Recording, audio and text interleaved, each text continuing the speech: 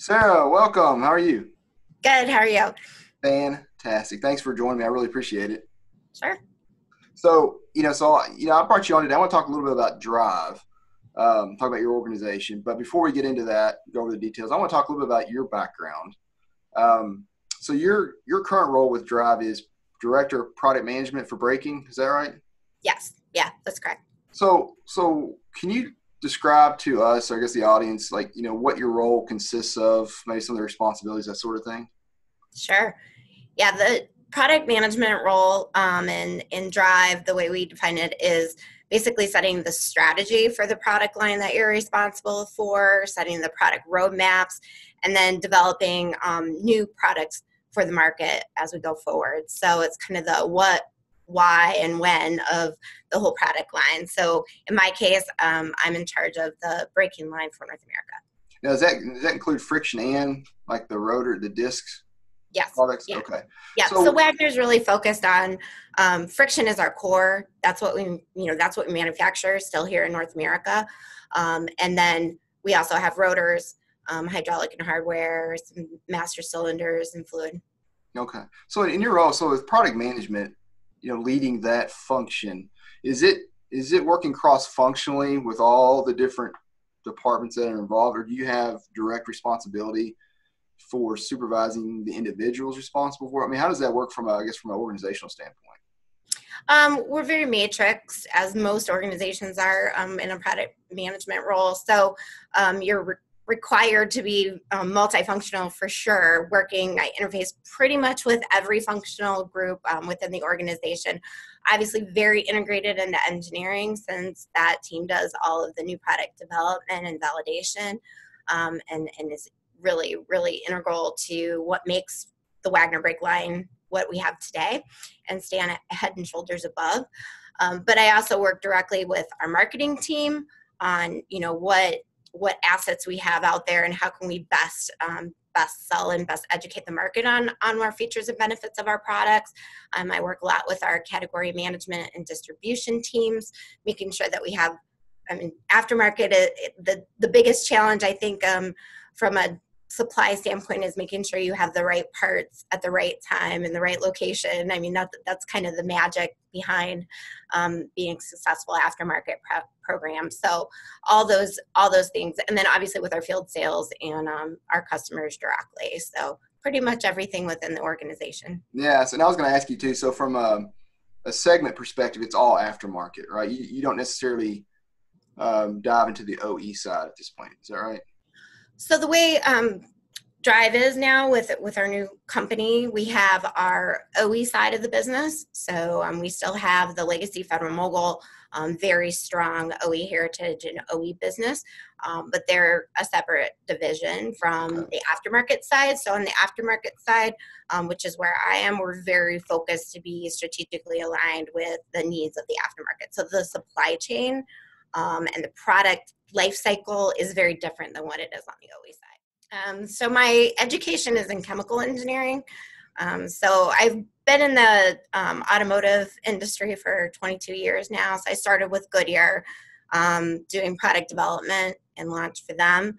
And then I've been with Federal Mogul, which is now DRiV, part of DRiV, for 16 years. So most of that career was in product development, working on new products with the OE side of the business, both light vehicle and our commercial vehicle division.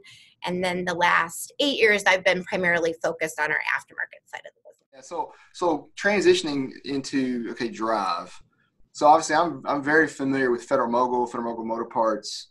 And I know a year or two ago, I can't remember how long it's been, but Tenneco acquired Federal Mogul, correct? Am I saying that right? Yeah, it was last Okay. October. Okay. Been a So little then, over a year. then obviously out of that came DRiV, which is the new separate company underneath Federal Mogul, correct? Well, Tenneco, Tenneco, sorry, yeah, Tenneco. yeah, we're Yeah. all So part of the greater so Tenneco. obviously I'm trying to figure this out. So can you share with me a little bit about DRiV, kind of I guess who you are, what markets you serve, and then maybe a little bit of history about how you got to where you are? Yeah, so I mean, DRiV incorporates from the aftermarket side of the business, incorporates all the legacy, really strong brands that we have from Tenneco, Federal Mogul, and we also purchase Olane's. which is a specialty. Okay. And so that, we have 31 brands Oh. on our aftermarket line. So we have a really unique position to be able to leverage those and supply like around the wheel, in my case, with brakes, shocks, and struts, and then our Monroe line as well. So, we've got a lot of capability to provide every part that someone needs versus just focusing just on brakes. Mm-hmm. So from an aftermarket supply standpoint, that gives us some really big advantages. Unlike the OE side of the business, which is typically focused on one product line at a time, right? When Ford or Chrysler or GM designs a new brake system, as we all know, like it's, that's what they're focused on. That's what that team is focused on. Mm-hmm. So we still have, as well, like I mentioned earlier, the Ride Performance side of the DRiV business, which is focused on all of our OE products that we offer. Got it. Okay. So so you said you have, obviously over 30 brands underneath the DRiV label, or underneath the DRiV company. Yep. So do many of those brands also have braking in them, or is Wagner the main brand with the braking components? So in the aftermarket piece for North America, Wagner is the primary, and then our ABEX line for our commercial vehicle block as well.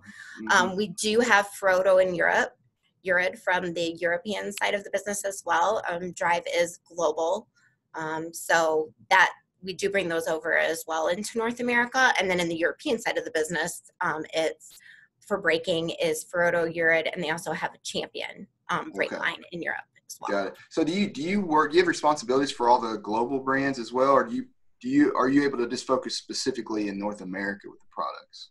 My focus is specifically on North America, both on the light vehicle side with Wagner, Frodo and DRiV, and then on the commercial vehicle side with ABEX. Okay. So do you have to work and collaborate with the other global product managers or sales and marketing globally to make sure that you guys are all on the same page on what you're doing from a global perspective, or do you pretty much act independently within your role? So we have a unique position since we are global, and especially in braking where we're very strong. We have a very strong heritage with, Frodo and DRiV from Europe and the Wagner side from the United States, that we can collaborate from an engineering and product development standpoint, right? We can leverage all that knowledge, leverage our global test facilities that we have, and leverage, in some cases, their buying power as well that we have on a global basis. From a product management standpoint and a route to market, it's very regional. So for North America, the way that parts get from our manufacturing site through distribution and are marketed is different than it is in Europe. So there isn't as much collaboration from that standpoint. We try to really customize it to the region. Makes sense for sure. So talking about, I guess, getting into the brands, obviously Wagner, well-established, well-known brand within the U.S. market. For 2020, I guess, do you guys have anything new that you guys are, obviously I know you guys are launching products all the time, but is there anything new you can talk about or anything exciting for 2020 that you guys are doing? Yeah, so Wagner currently, we're known as and very strong as full line provider. So we have everything from our strong mid-grade line and quick stop, our premium line, and our OEX, which this last year we just expanded to have a full car park as well. It was originally designed for trucks and SUVs primarily. So we've expanded that out. We've got our severe duty line, which is for more utility type use, heavy use, and then police, those types of mail delivery, those types of things, and our rotor line, which goes with that, our premium rotors. So for this year, what we're looking at is getting into a little bit of a new segment that we hope to be able to talk about at Apex and SEMA the end of this year on going into a high performance street track product line. Oh, okay. Wow. So when I was talking earlier about leveraging our technology and our engineering know-how from Europe, we're known to have our traditional HP 1000, which is a historical, well-known high performance on a lot of the high performance OE vehicles. So we've leveraged that knowledge. We've developed and designed, looking for a copper-free aftermarket product that we can have out there, and then coupling that with a high performance specialty rotor as well to go with it. So it'll be a pad and rotor combination, really looking for that enthusiast that's looking to upgrade on their vehicle. So Yeah. that's going to be our next exciting one segment that we're looking to get into. Yeah, no, we'll look forward to seeing that. Yeah, that'd be great. I know and that's definitely seems like for me, just from my observation, that's definitely a growing market too. You know, the high performance segment with finding really good quality friction material and the components that go with it seems to be, you know, in high demand with a lot of the automotive folks out there. So no, that's good. It's exciting. So are you finding a difference in how you launch the product from high performance versus a typical aftermarket passenger car, or is it pretty much fundamentally you're walking through the same process? This segment is unique in that not only is the customer unique, but the route to market's a little bit different. You know, enthusiasts tend to have a lot higher purchase online, for instance, you know, versus some of the traditional markets. And the usage is different, especially if someone's actually using it for racing, right? Versus just as an upgrade package on their vehicle. So yeah, every case, and this one it does have some more unique features to it. Every case we have to consider what the right route to market is and what the right way to market that is. So yeah, this one will be unique on how we go. We will have it available through our typical where we can get it in our strongest customers with Wagner today, but we'll also have some special things that we do for it. Okay, no, good. So staying on that, so the last thing I want to talk about is just from, I guess, a product development perspective, management perspective. You have a unique perspective because you have experience developing products. Now you're leading a team to help launch the products. So can you walk me through kind of like the process, you know, from, I guess, identifying opportunities to, I guess, organizing the team, the company, to, I guess, executing on that and launching it? Is there a structure that you guys have developed that kind of helps you with being successful launching products? Yeah, I mean, the basis of it is you got to have the right inputs to know what to design, right? To get the right product to the market. So we use various methods to get those right inputs. We have our direct voice of customer through, you know, our key customer accounts and our field sales. We have a lot of data and are really focused on being a data-driven company and have a lot of insights on what's happening in the market, what's happening with the car park, what directions it's growing, where it's growing, what some of the changes are in the technology.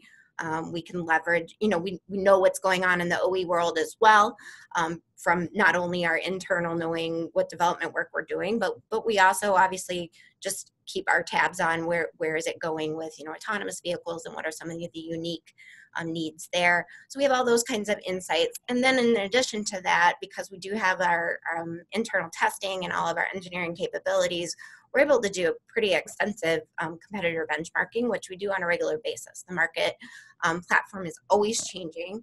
There's always new ones coming in. There's changes within a product line, those kinds of things. So we try and stay ahead of that and do some pretty extensive, you know, in the aftermarket, it's not just the performance on the dyno, which we're interested in, but it's also the look, feel, what features does it have on it, all those things we capture to try and stay ahead. What are our competitors doing and where are there still gaps within the market that we can fill? So those are the inputs that we use. Then we look at it from the product management team and say, okay, where do we think that we can, we need to either, you know, stay ahead of the game and stay at top of each of the segments, which is our goal, or where is there a gap, like in the high performance, where is there a place that we have some technical knowledge already within the company that we're not leveraging in the aftermarket. So we look at that, put it together, and then define, like I said, the product management team defines the, you know, the what, the when, and the why. So why are we doing it? And then what are we going to do? And then we meet and work with the engineering team closely to give them targets on, you know, and have some great collaboration there. And we have a very strong engineering team, so they're usually able to come up with about whatever we ask for. And then we have also the internal advantage of being able to make it in-house. So, you know, any kind of prototyping, all the testing, all those things, we can really, we have full control over that. So we'll do the design work, and then once we get it back and we know where did we land, then it comes kind of back to product management, and then we do all that work that I talked about at the beginning, where we work with our marketing team and we work with the supply chain team, we work with purchasing, all those things to go through and come up with our launch plan. Okay, got it. Yeah, no. So how long does it take, just to kind of give me a sense of, say when you say, hey, we're going to do this, whatever that is, high performance, whatever, maybe a certain particular brake pad that you're going to come out with, how long does that take? Is it like a 6-month process? Is it an 18-month process? Like, how long does that take? Or is it different every time? It's different every time. It's highly dependent if it's something we're purchasing, like a rotor program, versus something that we're manufacturing versus friction, as well as is it an enhancement to a current line that we have? Like, are we, doing some upgrades to, for instance, our quick stop line, or are we developing something totally new, like in our high performance line, where we define it, but you might have a couple iterations where you define it, then you look at it and say, you know what, I have some new information. I really would rather go make this feature a little bit better now, right? So we always try to make sure that we get the best product we possibly can. So it's a little more iterative. Yeah. But so it really depends. It can be anywhere, I would say, from a year to a year and a half to 2 years. Okay. It just depends. Yeah. Okay. No, that makes sense. And from a couple more questions too on this. So from a testing perspective, from my background is OE, came from more of the OE side. I understand it a little bit better. When you're working with a customer, it's one customer, the one program. Right. So the kind of development you're developing with, either the tier 1, tier 2s, and with the OEM, and you're testing all that. And there's obviously requirements that you have to meet to produce the product and all that sort of thing. But with aftermarket, it's obviously a lot different. So it's a totally different world, especially in North America, where you have a lot of different customers that may be buying the same product. So from a testing perspective, does each customer require like different testing for the same product, or is there like a standard? You guys say, here you go, here's the product, it meets all these requirements, and here you go, and they buy it, or it doesn't work that way? So one thing that makes DRiV and Wagner really unique is that, we set the standard. And because of our OE background and because of our capabilities of testing, we set that standard very high on how many tests we do to develop something, on how many different applications we do. Mm-hmm. It's up to the supplier. So, a lot of the competition, they might test on 1, maybe 2, we might test on 20. So we set that very high. We run thousands of tests through a development project and validation project because we hold ourselves to that high standard. So that's a big difference between the aftermarket and the OE, is that it's up to the supplier to set that standard. Okay. No, that's good. And then from, obviously you have enough experience that everybody knows nothing's perfect. Nothing's ever perfect. So yeah. when you're going and trying to introduce new products, is there, when something doesn't go as planned, is there a particular part in the process where that's most prevalent, or is it just kind of, you just never know? You go through a process, and maybe each product or each project is different, and maybe when you have a hiccup, could be over here, or is there like a certain aspect where it's like, if something's going to go wrong, it's usually this one little section? I wouldn't say there's one little section. It is important, though. We follow a lot of the same methodologies as APQP on the OE side. We bring those expertise into our aftermarket team as well. So, it's that discipline of APQP and stage gate and project management to make sure that you're not letting something move on and spending a lot more time and money before you get it right at the stage that it's in. So it's really having that discipline to make sure that we still try to follow that through a new product development and use those same expertise. Okay. No, that's great. That's good. Well, Sarah, I appreciate your time today. It was great to speak with you and learn more about DRiV and the product management process. Yeah, it was great. Thank you for having me. I appreciate it. So hopefully we'll connect again soon, but you take care.